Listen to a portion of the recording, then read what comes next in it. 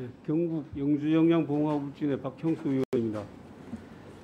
자, 지금 우리 한동훈 후보자가 민주당에 이렇게 집중적인 공격을 받는 이유가 뭐냐면은 뭐 다들 알겠지만 첫 번째는 조국 전 법무부 장관 수사를 했다라는 것이고, 두 번째는 윤석열 당선인의 측근이다, 뭐 이런 이유인 것 같은데, 물론 뭐 윤석열 당선인과 같이 근무를 했기 때문에 그 측근이다, 뭐 이거는 사실 장관으로서의 부적격 사유라기보다는 전문성이 있느냐, 능력이 있느냐, 이걸 검증해서 장관으로서의 자격이 있으면은 그 업무를 맡는 것이고, 그게 미달되면은 할 수 없는 것이고, 그렇지 않겠습니까? 예. 자, 그래서 조국 전 법무부 장관에 대한 수사가 적정했느냐에 대해서 제가 몇 가지 한번 물어보겠습니다. 자, 계속해서 지금 민주당 의원들도 그렇고 그 민주당 지지하시는 분들은 조국 전 장관에 대한 수사가 과잉 수사다라고 계속 얘기를 하고 있는데, 자, 이때 압수수색을 몇 번 정도 했었죠? 지금 이제 위원님 설명 올리면 70번이라고 말하는 게 그게 70차례를 했다는 뜻이 아닙니다. 예. 장소별로 얘기하는 거기 때문에, 예를 들어서 이 방실과 이 방실 하나하나를 그렇죠. 쳐서 하는 거기 때문에요. 제가 다 세워보지는 않았지만 그렇게 많이 하지는 않았습니다. 예. 자, 그걸 자꾸 70번이라고 얘기를 하니까 압수수색을 70번 하면 법원이 입장 발부해 주겠습니까? 위원님, 저희 총 수사 하면? 기간이 실질적으로 한 석 달 정도입니다. 예. 70번이라는 압수수색은 있을 수가 없습니다. 자, 그리고 70 뭐 군대든 뭐 70번이든 간에 그거는 70군데란 말씀도 같은 장소에서 여러 군데를 하나하나를 했다는 말씀을 드리는 겁니다. 그러니까 그 압수수색이 많아진 이유는 통상적으로 뭐 우리가 수사를 할 때 압수수색을 그렇게 여러 번 하지는 않잖아요. 통상 그 수사를 딱 해야 될 그 시기에 한두 번 딱 하고 많은 것인데, 이렇게 길어진 압수수색이 길어진 이유는 뭐였습니까? 일단 그 대상되는 범죄 수가 많았고요. 그리고 통상의 경우보다 이 방어를 하는 정도가 조금 상황이 예외적으로 다른 점이 많았습니다. 예를 들어서 보통 이제 위조가 드러나고 위조가 도장이 확인되거나 하면 그 정도에서는 보통 이제 정상관계, 왜 이걸 이럴 수밖에 없었는, 이런 식으로 방어를 하는 보통인데요. 이 사안의 경우에서는 그게 아니라 검찰이 위조를 하고 있다, 내지는 검찰이 뭔가 조작을 하고 있다, 이런 식의 음모론으로 대항했기 때문에 더 깊이 그 객관적 사실을 파악하기 위한 객관적인 집중적인 수사가 불가피한 그런 특성이 있었습니다. 예. 자, 그리고 이 수사를 마치 검찰이 무슨 기획을 해서 수사를 한 것으로 자꾸 얘기를 하시는데, 이 수사가 처음 시작된 그 수사의 단서는 뭐였습니까? 어떻게 시작됐습니까, 이 수사가?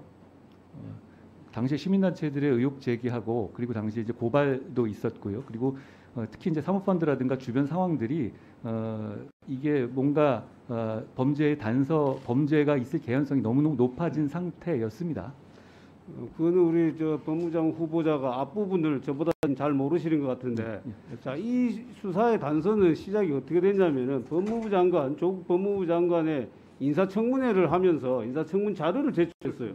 거기 보니까 그 갖가지 의혹들이 많이 나타나기 시작한 겁니다. 그래서 언론에서 문제를 제기했고, 거기에 따라서 시민단체들이 고발도 하고, 물론 거기 자유한국당도 고발을 했어요.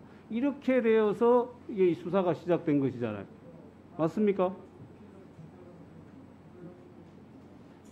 잠깐만, 민영배 의원님, 제가 질의하는데 옆에서 자꾸 그렇게 뭐라고 말씀을 자꾸 하십니까? 예? 예? 어떻게 얘기하셨다고요? 자, 잠깐, 위원장님, 자, 1분 좀 빼주십시오. 이거 쓸데없는데 이거 낭비를 해서. 마치시면 1분 추가 시간을 드리겠습니다. 잠깐 다음 대답해. 그렇게 수사가 시작된 거 맞지요? 그렇습니다. 네. 자, 조국 전 장관에 대해서는 이 정도로 하고요. 자, 지금 문제가 되고 있다고 지금 주장을 하는 자녀 지금 스펙에 대해서 한번 물어보겠습니다. 자, 사촌과 같은 이런 스펙을 쌓았다라는 그것이 비난이 대상이 될 수는 없는 것이죠. 스펙을 쌓는 것이 왜 잘못된 것입니까? 그 스펙을 쌓는 과정에서 불법이 있다든지 공정하지 못하다든지 이런 것이 잘못된 것이지, 스펙을 쌓았다는 것 자체로 마치 조국 전 장관과 같은 프레임을 짜서 공격하는 것은 저는 대단히 부적절하다라고 생각을 합니다. 자, 지금 여기서 문제가 되고 있는 것은 자녀의 그 논문을 아까 뭐 케냐의 누군가가 뭐 대피를 해줬다 하는데 그 지금 한동훈 후보자 확인해봤습니까? 제가 뭐 자세히 물어보지는 않았는데요. 말씀드린 것처럼 그 벤슨이라는 사람 아까 말씀드린 것처럼 온라인 그 원어민 튜터로부터 도움을 받았 적이 있는데 그 사람하고 뭔가 하는 건 전혀 아니다. 뭔가 잘못된 얘기를 하고 있는 것 같다는 얘기를 들었습니다.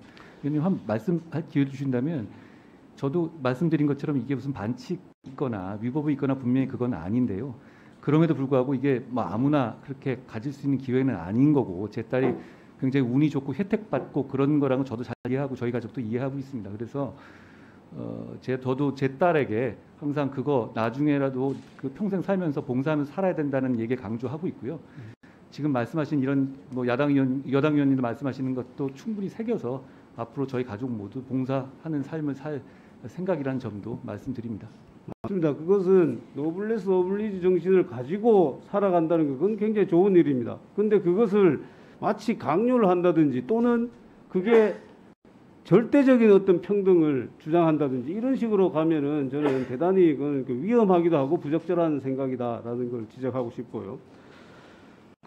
이게 제가 뭐 케냐라는 나라를 비교하는 건 아니지만은 논문을 대피를 하는데 굳이 그 뭐 케냐 분까지 논문 대피를 하려고 그 구했다라는 거 저는 상식적으로 좀 이해가 안 됩니다. 그 분야에 대해서 우리나라에도 얼마든지 많은 분들이 훌륭한 분들이 많고 그런 분들에 대해서 대표를 해줄 수 있는 분이 많은데 굳이 케냐 분까지 그렇게 했겠느냐라는 생각이 들고요. 네.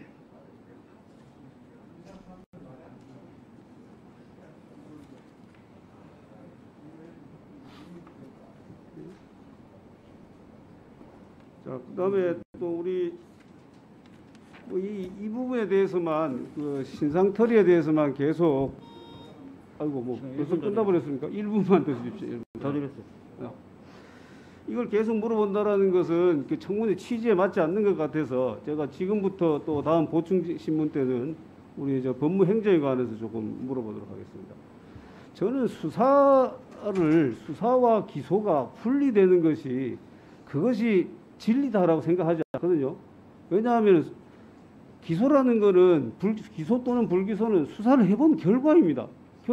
결과물이 기소 또는 불기소인 것이지 마치 목적이 기소고 목적이 불기소고 이렇게 생각하니까 자꾸 수사 기소를 분리해야 된다라고 지금 생각을 많이 하시는 것 같은데 전혀 그렇지 않다라는 말씀을 드리고 물론 수사를 하면서 확증 편향이라든지 수사를 하다 보면 그런 게 빠지기 쉽습니다. 뭐 저희들도 다 해봤습니다만. 그래서 그 기소의 적정성을 담보할 수 있는 제도적 장치 그것은 반드시 필요하다고 생각을 해요. 그런 부분에 대해서 우리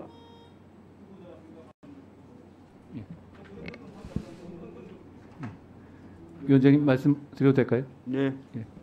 저는 일단 지금 말하고 있는 수사 기소 분리도 정확한 용어가 아니라고 생각합니다. 왜냐하면 지금 수사에서 서민 사건의 한 99% 정도는 경찰이 하고 있죠. 그리고 한 1% 정도의 수사 개시를 검찰이 하고 있는 게 뭐 일반적인 현재 상황입니다. 그건 어느 나라 다 그럴 겁니다. 그런데 지금 이 법안 그리고 최근 몇 년의 법안은 결국 경찰에게 기소권까지 준 셈이라고 보는 게 정확하다 봅니다. 왜냐하면 기소라는 거는 기소를 하느냐 마느냐의 결정이거든요. 그런데 수사 종결권을 99% 사건을 하고 있는 경찰에 준 이상은 기소하지 않을 권한, 그러니까 경찰이 보낸 것만 사실상 한정해서 기소할 수 있는 그 제한을 두는 거기 때문에 사실상 이건 경찰에게 기소 여부의 결정권의 상당수도 몰아준 결과다. 그러니까 지금 진행되는 수사 기소 현재 이 안만 가지고 보더라도 이건 수사 기소의 분리라기보다는 경찰에게 기소권의 상당 부분을 준 결과를 갖고 왔다. 그래서 그 애초에 말씀하시는 그런 어떤 확증 편향을 교정하는 그런 효과도 지금 이 법안이라든가 이 몇 년간의 상황에서는 기대하기 어렵다. 저는 이런 의견을 갖고 있습니다. 박형수 의원입니다. 이 논문 또는 뭐 에세이라고 해도 좋을 텐데 후보자는 지금 따님이 그 벤슨으로부터 이 컨설팅 받은 적이 전혀 없다 이런 취지잖아요. 제가 벤슨이라는 사람 아냐라니 그건 전혀 아니다라고는 들은 정도고요. 제가 상세히 물어보지는 않은 상태입니다. 후보자가 모른다는 취지예요. 아니면은 후보자는 벤슨을 모르지만은 따님은 그러면 벤슨으로부터 아닙니다. 컨설팅을 받았을 수도 있다 이런 취지인가요? 명확하게 한번 얘기를 해보세요. 저는 다 모르는 거고요. 제 가족에게 이 벤슨이라는 보도 나온 이 사람한테 어떤 식으로든 간에 그 학습 과정에서 도움을 받은 것이 있느냐라고 확인했더니 그거는 전혀 없다라고 들었습니다. 없었다. 그 누구한테 확인했습니까? 처한테 확인했습니까? 제 딸이 지금 사실 여러 가지 좀 그 심리적으로 불안한 상황이었어요. 제 딸한테 지금 뭐 저를 죽이겠다 이런 식의 이메일을 계속 보내고 있는 분들이 많아서 좀 충격을 받은 상태라서 제가 좀 철을 통해서 접촉을 하고 있습니다. 자, 이 부분에 대해서 후보자가 더 얘기하실 부분이 있습니까? 사실 저는 이 딸 교육에 대해서는 잘 모릅니다. 모르고 아까 말씀드린 것처럼 그럼에도 불구하고 이게 교육과정 정상적인 교육과정이고 편법이 없었다 하더라도 이 부분에 대해서 이제 보시는 분들이 불편해하게 생각하실 수 있다는 거 그거 잘 알고 있고요. 제 딸에게도 그냥 네가 얼마나 운 좋게 이러고 있는 것인지 그리고 사회적 혜택을 받고 있는 사람인 것인지를 강조하고 있습니다. 나중에라도 그래서 제가 좀 봉사활동을 강조했던 거고요. 나중에라도 저희 가족 모두 이런 지적 같은 거 전부 다 잊지 않고 봉사하며 살겠습니다. 자, 이제 정책적인 질의를 좀 합시다. 자, 검수완박이라고 통칭되는 이 법률은 기본적으로 위헌적이라는 게 제 생각이기도 하고 많은 분들의 생각입니다. 그 위헌적이라고 하는 것은 12조 3항, 헌법 12조 3항, 16조에 검사의 체포, 구속, 압수수색, 영장 신청권, 영장 청구권을 보장하고 있는데 그것은 수사권을 전제로 하는 것이다. 그래서 전부를 박탈하든지 일부를 박탈하는 것도 역시 위헌성이 있다라는 것이 많은 분들의 의견인데 이 부분에 대해서 우리 장관 후보자는 어떻게 생각합니까? 그 헌법에 분명히 영장 청구권이 규정되어 있고요. 그렇다면 헌법은 검사가 수사의 본질적인 부분을 수행하는 걸 전제로 하고 있다라고 헌법 정신은 그거였다고 생각합니다. 이 헌법의 위반자들 그 부분을 법률로서 이렇게 사실상 무력화하는 것은 전 위헌의 소지가 높다고 생각합니다. 네, 또 다른 지금 이 검수완박 이 법률의 문제점은 지금 검찰에서 6대 범죄 수사를 할 수 있다가 지금 4개를 지금 못하게 이제 4개월에 못하게 됩니다. 그럼 그 부분이 이제 경찰에서 수사를 하게 되는데 자, 이게 과연 검찰의 중립성과 독립성을 수사기관이죠. 수사기관의 중립성과 독립성을 더 높이는 지금 방향으로 가는 것인지 오히려 후퇴하는 방향으로 가는 것인지 여기에 대해서 좀 얘기를 하겠는데요. 저는 지금까지는 수사의 주체를 검사로 또는 검찰청으로 검찰로 했기 때문에 경찰에는 이 수사의 중립성과 독립성을 담보할 어떤 제도적 장치를 마련해놓지 않았어요. 오히려 그 부분에서는 최종 수사 종결권을 가지고 있는 검찰에서의 중립성, 독립성을 담보할 수 있는 여러 제도들을 마련했어요. 예를 들면 검찰총장의 그 임기제, 또 뭐 여러 검찰총장에 대한 법무부 장관의 수사 지휘는 검찰총장을 통해서만 행사할 수 있도록 한 거. 이런 부분이 다 검찰의 정치적 중립성, 독립성을 담보하기 위한 제도적 장치거든요. 이런 부분이 경찰로 수사권이 넘어간다고 했을 때 여기에 대한 아무런 장치가 없다. 이 부분도 굉장히 우려되는 부분이라고 생각하는데 이 부분에 대한 장관 의견은 어떻습니까? 저도 공감합니다. 경찰과 같이 일해보면 경찰이 치안범죄나 강력범죄에서 능력은 정말 혀를 내두를 정도로 탁월합니다. 그런데 이건 능력의 문제가 아니라 구조의 문제라고 생각합니다. 권력비리 수사를 할 때 있어서 경찰은 취약한 점이 있습니다. 경찰이 지금까지 권력비리 수사를 못하게 했던 적은 한 번도 없습니다만 지금까지 경찰이 의미 있는 권력비리 수사 성과를 크게 낸 적은 사실상 그렇게 많지 않은 이유가 결과적으로 구조적으로 상하 수직적인 계급 구조가 있고요. 그리고 상피제가 명확하게 적용되고 있지 않습니다. 그리고 말씀하셨다시피 윤한영 의원님 말씀하셨다시피 신분보장, 현실적인 신분보장에서 차이가 큽니다.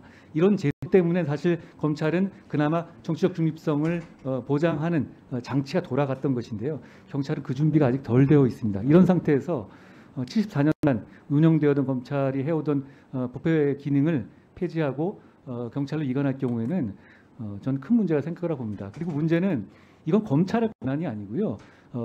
권력비리 수사가 공정하게 하기를 바라는 국민의 권한이라고 생각합니다. 네. 자, 검찰총장에 대한 지휘권, 법무부 장관의 검찰총장에 대한 지휘권을 행사하지 않겠다라고 여러 번 얘기를 했어요. 저는 이 제도가 과연 꼭 완전히 불필요한 제도인가, 저는 그렇게 생각하지는 않습니다. 이 제도가 남용이 됐기 때문에 지난 정권에 법무부 장관들이 3번, 지금 1번, 4번을 총 행사를 했어요. 그래서 남용이 되는 바람에 지금 이 제도를 지금은 저는 폐지해야 된다고 생각을 하는데, 원래의 취지는, 이 검찰총장에 대한 수사지휘권 취지는, 자, 우리가 예전에 우리나라에서 한번 행사된 적이 있었죠. 그 문재인 정권 들어오기 전에 예전에 강정구 교수 사건이 있었습니다. 김종빈 검찰총장이 있을 때, 그때 강정구라는 동국대 교수에 대한 그 국가보안법 위반 사건에서 불구속 수사하라라는 취지의 그 검찰총장 수사지휘권 행사가 있었어요. 자, 그 수사지휘권 행사는 학문의 자유나 표현의 자유를 우리 사회에서 얼마만큼 허용해 줄 것인가라는 것에 대한 판단이었어요. 그리고 그 판단은 검찰이 직접 그걸 책임지는 것보다는 좀 더 국민에게 직접적 책임을 지는 정무적인 자리인 법무부 장관이 그런 걸 행사하고 시대 정신에 맞도록 그걸 행사해야 된다, 이런 취지에서 이해가 될 수 있는 부분이거든요. 근데 지난번에 추미애 장관이나 박범계 장관이 행사한 그런 그 검찰총장에 대한 수사지휘권은 그런 부분에 대한 게 전혀 아니었어요. 마치 부장검사, 검사한테 수사지휘하듯이 이렇게 사용되었기 때문에, 이렇게 남용된다라면 이 제도는 있을 필요가 없다라는 게 제 생각이고, 자, 이 제도가 제대로 네. 자, 이 제도의 연역적으로 본다면 독일에는 이 제도가 있지만 한 번도 사용된 적이 없고, 일본에서는 한 번 사용됐다가 오히려 그 역풍으로 법무대신 법무부 장관이 사임을 했어요. 아까 우리의 경우에는 검찰총장이 사임했습니다. 저는 이 일본의 경우와 우리 경우를 혼합을 했더라면 이제는 굉장히 좋은 제도가 될 수 있다고 생각합니다. 이 양날의 칼이어야 되는 것이죠, 이 제도가. 아까 얘기한 것처럼 검찰은 수사를 하면서 옛날 관행으로 수사를 할 수 있고 시대 정신을 담지 못할 수도 있습니다. 그런데 거기에 법무부 장관, 정치적인 책임을 지는 법무부 장관이 거기에 시대 정신을 담는, 이것은 우리가 국민들에게 직접 책임을 지면서 이 부분을 이렇게 해나가겠다라고 저는 통로가 있어야 된다고 생각해요. 그런데 우리나라에서 지난번에 행사할 때 검찰총장만이 사퇴를 해버렸어요. 그때 같이 법무부 장관과 검찰총장이 같이 사퇴를 했더라면 이거는 정말로 견제를 하는 양날의 칼로서 기능을 충분히 할 수 있었다, 저는 그렇게 생각을 하고, 만약에 이 검찰총장에 대한 10초만 총장에 대한 수사지휘권을 행사할 상황이 온다라면 저는 당연히 장관 역시 마찬가지로 자리를 내놓고 총장한테 수사지휘를 해야 된다라고 생각을 합니다. 어떻게 생각하시는지 한번 답변해 보시겠습니까? 예, 저도 위원님 말씀처럼 이 제도 자체가 잘못된 거라고는 생각하지 않습니다만, 그리고 위원님 말씀처럼 이 제도는 정말로 사회적으로 큰 철학적인 판단이 있거나 선택이 있어야 할 때 총장과 장관이 직을 걸고 한번 그 서로에게 질문을 던질 만한 제도라고 생각합니다. 그런데 최근에 3번의 이 구체적 수사지휘권 행사를 통해서 이 제도가 아주 안 좋은 방향으로 강력하게 활용됐습니다. 이렇게 한번 이렇게 오염된 이상 어쩔 수 없이 저는 저희 당선인도 생각도 마찬가지고 지금 단계에서는 이 제도를 과감하게 포기하는 것이 맞다고는 생각합니다. 예, 오후에 이어서 계속해서 정책 질의를 하도록 하겠습니다. 한동훈 후보자 지금 생각하고 있기로 공수처법에 대해서 또는 공수처에 대해서 어떤 부분이 제일 문제라고 생각하십니까? 공수처와 이 법의 정합성을 감안할 때 조금 여러 가지 거칠게 만들어졌다고 생각합니다. 그리고 우선적으로 사건을 가져갈 수 있게 한 부분도 문제인데요. 그리고 일단 법이 이렇게 만들어져서 출범한 기관에 대해서 제가 또 너무 이렇게 재단에서 평가하는 것은 좀 부적절한 면도 있다고 생각합니다. 자, 기관에 대해서 얘기하는 게 부적절하다고 생각하면 제가 그 법률적인 그 의견을 한번 물어볼게요. 지금 공수처법에 의하면은 고위공직자 범죄 등을 다른 수사기관이 인지한 경우에 즉시 공수처에 통보하도록 되어 있는 조항이 있는 거 알고 계시죠? 예. 네. 그것이 저는 굉장히 큰 문제라고 생각합니다. 그거는 우리가 수사를 하면서 수사에 여러 가지 고려해야 될 점이 있지만 그 중에 하나가 밀행성이에요. 밀행성이라고 우리가 표현을 하죠. 자, 수사에서 상대편이든 당사자든 누가 다 예측할 수 있는 수사가 되면은 그건 수사가 안 되는 겁니다. 그렇게 하는 순간에. 그리고 왕왕 우리가 수사를 해보면은 아무리 그걸 보안을 지키고 하려고 해도 그런 그 새어나가는 경우가 굉장히 많습니다. 그래서 수사가 낭패를 당하고 실패하는 경우가 있거든요. 그런데 이걸 공식적으로 이렇게 통보하도록 하면 그 수사는 이미 저는 끝난 수사다 그렇게 생각하는데 어떻게 생각하시는가요? 제가 아까 말한 정합성에 문제가 있다는 부분이 가장 문제가 되는 조항 중에 하나가 지금 위원님 지적하신 그 조항이었습니다. 자, 그다음에 또 이 조항이 있죠. 그 이첩을 요청할 경우에 이첩해야 된다. 공수처의 우선 수사권이죠, 그게. 이 부분에 있어서도 저는 공수처가 우선해서 이렇게 수사할 수 있도록 하면은 예를 들어서 다른 수사기관에서 이미 상당 부분 수사가 진행된 상태예요. 그런데 공수처는 처음 그 사건을 접하는 사건이에요. 그래서 그 사건 몽땅 다 이첩하라 그러면은 그동안의 수사 성과들이 모두 다 새로 검토해야 되는 상황이 되는 거거든요. 그러니까 그런 굉장히 수사에 있어서 비효율적으로 진행될 수 있다라고 생각이 드는데 이 조항에 대해서는 어떻게 생각하시는가요?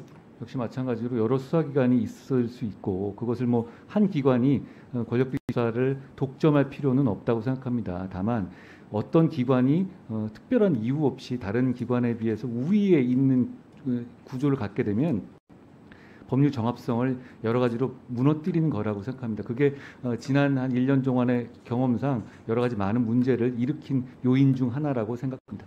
자, 이제 물론 저희들이 이제 국민들의 불편이나 국민 편익을 생각한다라면은 우리가 반드시 하나 생각해야 될 게 있어요. 중복 수사의 문제를 어떻게 해결할 것인가. 지금 경찰, 검찰, 뭐 예를 들어 공수처 이렇게 여러 수사기관에서 수사를 하게 되면은 개인의 인권이 그 여러 기관에서 침해될 가능성이 생기고 여러 번 수사를 받아야 돼 이런 상황이 됩니다. 그래서 어느 순간에는 한 기관에서 이 사건을 수사해야 될 필요가 있을 때가 많습니다. 그래서 저는 이 일률적으로 공수처의 이 우선 수사권을 다 폐지하는 것이 아니라 자, 이러한 공수처의 우선 수사권, 그러니까 이첩 요청이 있을 때 이거를 판단할 수 있는 객관적인 위원회를 설치를 하자. 자, 그래서 검찰에서 수사 중인 사건을 공수처에서 이첩 요청을 했을 때 그것이 과연 적절한지를 객관적인 제3의 기관이 판단을 해서 이것은 그대로 검찰에서 하는 것이 맞다. 또는 경찰에서 하는 것이 맞다.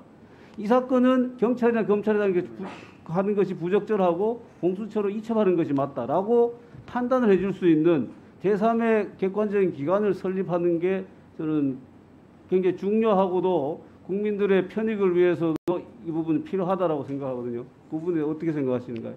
제가 위원님 그 고견에 대해서 깊이 생각은 안 해봤습니다만 일견 검토해 볼 만한 생각이라고 생각합니다.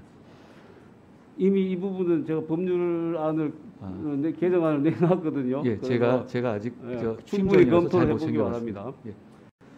그 다음에 또 한 가지가 있습니다. 지금 공수처의 여러 조항 중에서 위헌의 소지가 있는 그 조항이 있어요. 그게 뭐냐면은 공수처 검사는 검찰청에 검사를 했던 사람은 2분의 1 이상을 공수처 검사가 될 수 없도록 하는 규정이 있어요. 이 규정은 직업 선택의 자유를 침해하는 것이에요. 그리고 또 하나는 평등권을 침해하는 것입니다. 검사를 했다는 이유로 공수처 검사가 되는데 반밖에 안 된다. 그걸 침해당하는 거잖아요. 그 부분에 대해서는 법률적인 견해가 어떤가요? 그 일률적으로 그렇게 규정하는 것에 대해서 문제 의식이 있다는 점에 대해서 저 공감합니다. 네. 자, 또 한 가지 공수처의 문제는 지금 제가 지적한 이 부분과 관련되어 있는데요. 공수처가 지금 출범한 이후로 제대로 수사다운 수사를 단 한 건도 못했어요. 영장 청구했다가 다 기각됐지요. 체포영장 청구했다가 기각됐지요. 이게 왜 이러냐? 바로 이 조항이 2분의 1 검사를 넘지 못하기 때문에 수사의 경험이 있는 사람들이 공수처에 아무도 없는 것입니다. 더더군다나 공수처장과 차장이 지휘해야 될 사람들이 수사를 단 한 번도 해보지 않은 사람들로 만들어놨어요. 그러니까 공수처가 제대로 수사를 할 수가 없잖아요. 할 리가 없는 것이고. 그러니까 저는 이 부분도 굉장히 큰 문제가 있다. 그래서 이 조항도 삭제를 해야 되는 것이고 앞으로 공수처장을 임명할 때도 수사의 경험이 있는 사람들을 공수처는 수사를 하는 곳이지 그 재판하는 곳이 아니잖아요. 어떻게 생각하시는가요?